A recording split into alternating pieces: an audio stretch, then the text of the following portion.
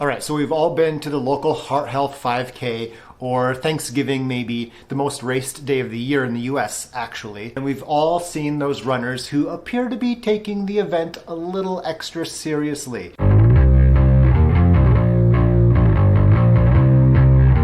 It's their warm-up routine, maybe it's their kit. You can tell they're there and they mean business. If you want to take a cue from them to improve your mental or physical performance in some upcoming 5Ks, then let's get started and go through what we can learn from these individuals.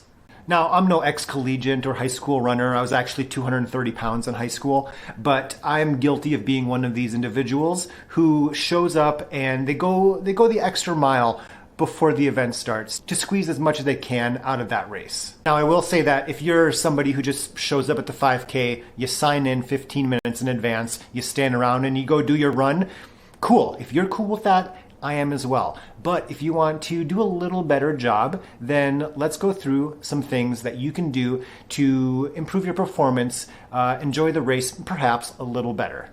So first things first is what to wear. It's important to wear a hat or a shirt from the most prestigious event you've done.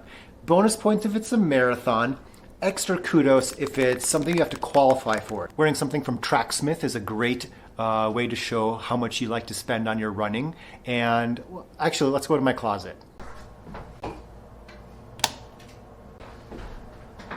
Okay, so Tracksmith, super nice stuff, super expensive. Don't be afraid to show off how much you like to spend on your running. Now, that being said, I wouldn't be a very good vegan if I didn't tell everybody my dietary preferences. So of course I went with the vegan running top. Your shorts are also very important as well. The shorter, the better. You get extra kudos if it's under freezing and you're the only one in split shorts. It doesn't matter how red your legs get, people will be impressed. I'm kind of known locally as wearing the cosmic shorts, and yeah, they're a little flashy, but they're comfortable and I think they're cool.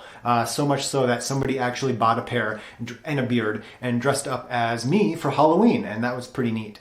Yeah, I like to stand out. I don't care if the guys in the big trucks who just finished off their 99 bananas shooter think I look stupid. They can go suck an egg. Dress how you want to dress. If you want to wear some split shorts, rock the split shorts. They're comfortable, they're fast, and who cares what other people think? Also, if your left shoe costs more than the entire kit of most of the other runners at that event, you're doing something right. Now, joking aside, I only wear these like 15 times a year. Yeah, they're $250, but they're gonna last me 2 or 3 years because I don't wear them that often. A couple times pre-race, during the race, good to go. And the point here is that if you're willing to and you want to, you have the means to invest in your running, whether it's absurdly expensive shoes or shirts or hiring a running coach, investing in that which makes you happy, makes you feel good, makes you a good person, it's always a win. And so be willing to spend some time, some energy, some money on things that bring you joy. I don't think spending $250 on a pair of shoes is absurd. I think spending $250 on like knitting stuff is a little silly, but I don't like to knit. I like to run.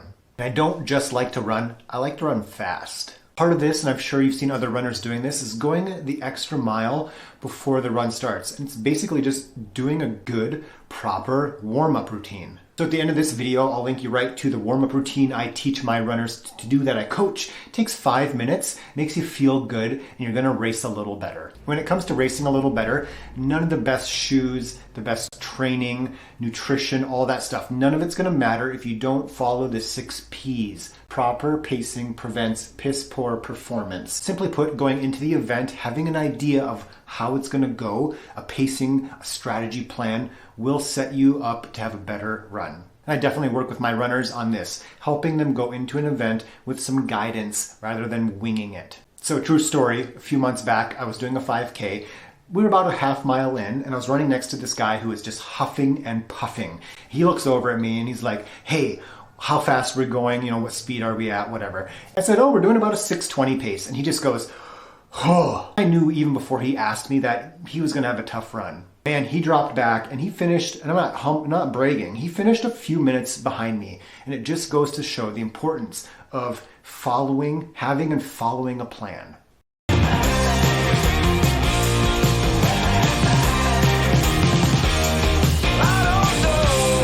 Now, I'm not perfect. Sometimes I mess up, sometimes I hit the wall. I at least go into the race having an idea of how I think it's going to work, how it's going to play out. It's based on past training, fitness benchmarks, other parameters. I like to use power with my watch from time to time, and it helps have a better run. So these runners that show up at the finish line not having looked like they have done that much work, it's because they didn't. So let me explain with my recent 5K that I talked about. First mile was done in about 6:20.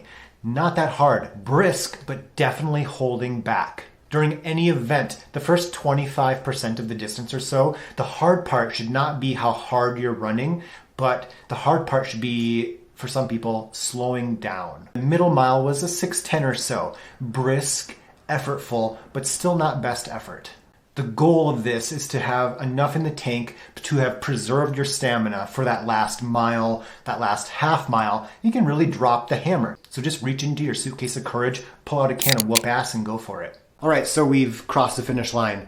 Now what? You're done, right? Wrong. All those runners that spent some time before the run warming up, they're also probably going to do a cool down. And I know the research is a little ambiguous on if there's a benefit from it, but I do think doing a cool down, yeah, it gives you an extra mile or two of distance for the day. I think it also does help you cool down, literally. It helps you decompress a little bit. I use it as a way to run back on the course, and I cheer people on.